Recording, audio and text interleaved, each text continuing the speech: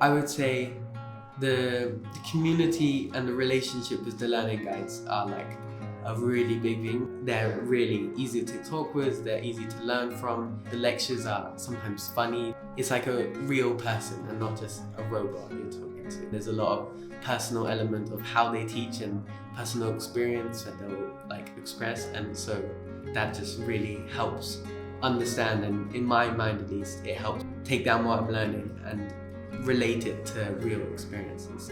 My mentor relationship and journey through Learnlife is another thing that it really sets itself apart from other schools, of the help and the personal, like someone is there to help you is really comforting. It makes you feel less worried about how you're going to take on difficult decisions in your future or school, and so that having someone there really helps and is nice.